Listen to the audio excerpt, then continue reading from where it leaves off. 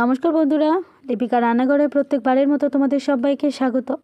তো আজকের আমি তোমাদের সাথে শেয়ার করব চিংড়ি মাছের বিরিয়ানি রেসিপি। খুব চটজলদি হয়ে যায়, আর সব সময় তো বাড়িতে চিকেন থাকে না। তো যখন চিকেন না থাকবে তখন কিন্তু বাড়িতে যদি একটু মাঝারি সাইজের যদি চিংড়ি মাছ থাকে তাহলে অবশ্যই কিন্তু এই বিরিয়ানিটা একবার ট্রাই করতে পারো। খুব ভালো লাগে খেতে, আর এই বর্ষার মরশুমে কিন্তু চমৎকার লাগবে।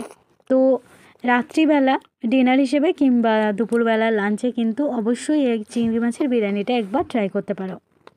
আশা করছি খুব ভালো লাগবে। আর রেসিপি ভালো লাগলে প্রত্যেকবারের মতো রিকোয়েস্ট হলো চ্যানেলটাকে সাবস্ক্রাইব করবে, একটা লাইক করবে, ছোট্ট করে একটা কমেন্ট করবে।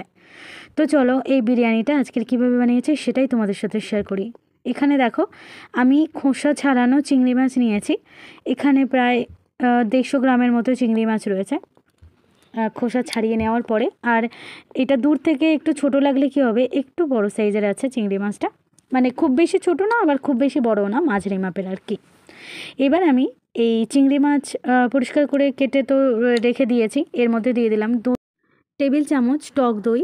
এর মধ্যে দিয়ে দিচ্ছি হাফ টিস্পুন এখানে হলুদের গুঁড়ো, হাফ টিস্পুন দিয়ে দিচ্ছি লঙ্কার গুঁড়ো, নর্মাল যে লঙ্কার গুঁড়ো সেই লঙ্কার গুঁড়ো দিয়ে দিচ্ছি, হাফ টিস্পুন দিয়ে দিচ্ছি ধনিয়া গুঁড়ো, আর হাফ টিস্পুন থাকছে জিরা গুঁড়ো। এবার আমি এর মধ্যে দিয়ে দিচ্ছি পরিমাণ মতো লবণ, আর দিয়ে দেব 1 চুটকি মতো এখানে গোলমরিচের গুঁড়ো। তো মোটামুটি এই কয়েকটা উপকরণ। এবার আমি চিংড়ি মাছটাকে ভালো করে মেখে নেব। তো চিংড়ি মাছটা মাখা হয়ে গেলে চিংড়ি মাছটাকে একটা সাইডে রেখে দেব। আর এদিকে দেখো, আমি রাইসটা কিন্তু রেডি করে নিয়েছি। তো এটা শুধু লবণ দিয়েই কিন্তু রাইসটা সেদ্ধ করা আছে, প্রায় 85% মতো সেদ্ধ করা আছে। তো এবার আমি একটা কড়াই বসিয়ে দিয়েছি। কড়াইয়ের মধ্যে দিয়ে দিচ্ছি 2টো দারচিনি, দিয়ে দিচ্ছি কয়েকটা গোলমরিচ, কয়েকটা লবঙ্গ। এবার আমি এর মধ্যে দিয়ে দেব কয়েকটা এলাচের টুকরো, ছোটো এলাচের টুকরো দিয়ে দিলাম। এবার দিয়ে দেব এর মধ্যে 1 টেবিল চামচের মতো এখানে আছে গোটা ধনিয়া, দিয়ে দিচ্ছি 1 টেবিল চামচের মতো গোটা জিরা, দিয়ে দেব এর মধ্যে 4টে শুকনো লঙ্কা, আর দিয়ে দেব একটা জয়িত্রী, আর দিয়ে দেব একটা জায়ফল। তো এবার আমি গ্যাসটাকে অন করে দেব, আর শুকনো খোলায় এগুলোকে ভেজে নেব। তো জায়ফলটা এখানে গোটা রয়েছে, তো আমি জায়ফলটা একটু ভেঙে দেখো 2 টুকরো নিয়েছি, বাদবাকি জায়ফলটা কিন্তু রেখে দিয়েছি। আর সমস্ত মশলা কিন্তু ভেজে নেওয়া হয়ে গেছে। এটাকে এবার আমি গুঁড়ো করে রেখে দিয়েছি একটা কাগজে মুড়ে। এবার আমি কড়াইয়ের মধ্যে দিয়ে দিয়েছি পরিমাণ মতো সাদা তেল। এখানে প্রায় 75 গ্রামের মতো সাদা তেল রয়েছে।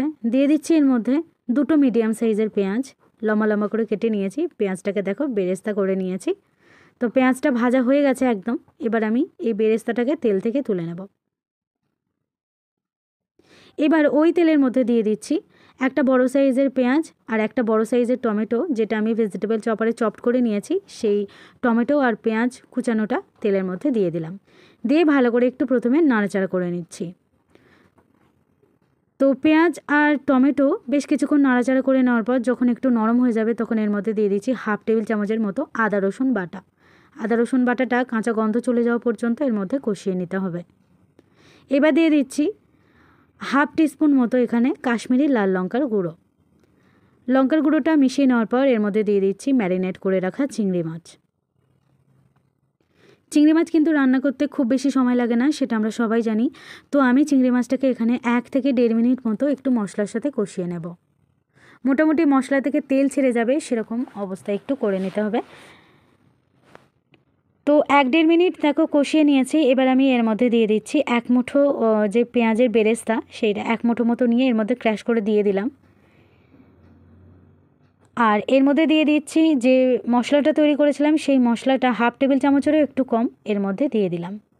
দিয়ে আবারও চিংড়ি মাছের সাথে ভালো করে নাড়াচাড়া করে এটাকে তৈরি করে নেব। তো আরও প্রায় 1 মিনিট মতো চিংড়ি মাছটাকে নাড়াচাড়া করে নিয়েছি। মোটামুটি 2 থেকে 2.5 মিনিট মতো সময় লেগেছে। এবার আমি এর মধ্যে দিয়ে দেব যে রাইসটা রেডি করে রেখেছিলাম, লবণ দিয়ে যে রাইসটা সেদ্ধ করে রেখেছিলাম সেটাকে আমি দিয়ে দিচ্ছি।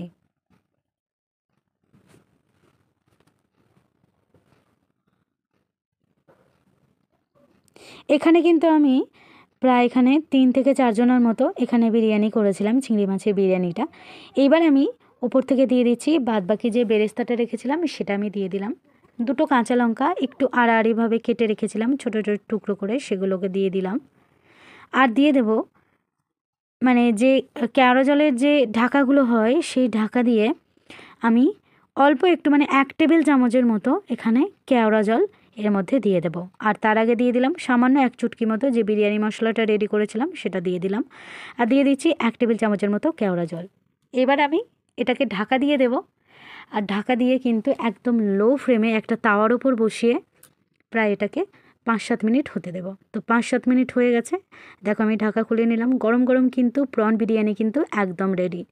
আর এটা কিন্তু খুবই চমৎকার হয়, খুবই ডেলিশিয়াস হয়। আর এই বর্ষার মরশুমে কিন্তু আশা করছি খুব ভালো লাগবে। তো বাড়িতে যদি গেস্ট আসে কিংবা যদি নতুন কিছু খেতে ইচ্ছা করে তাহলে অবশ্যই একবার এই চিংড়ি মাছের বিরিয়ানিটা তোমরা ট্রাই করতে পারো, আশা করছি খুব ভালো লাগবে। আজকের রেসিপি এই পর্যন্ত। রেসিপি যদি ভালো লাগে আবারও রিকোয়েস্ট করছি দয়া করে চ্যানেলটাকে সাবস্ক্রাইব করে একটু পাশে থাকবে বন্ধুরা, আমাকে একটু সাপোর্ট করবে এগিয়ে যাওয়ার জন্য। আর আবারও আসবো এরকম আরও একটা নতুন রেসিপি নিয়ে তোমাদের সাথে দেখা করতে। ততক্ষণ অবধি সবাই খুব ভালো থাকবে আর অবশ্যই অবশ্যই করে দেখতে থাকবে লিপিকা রান্নাঘর। তো চলো সবাইকে টাটা।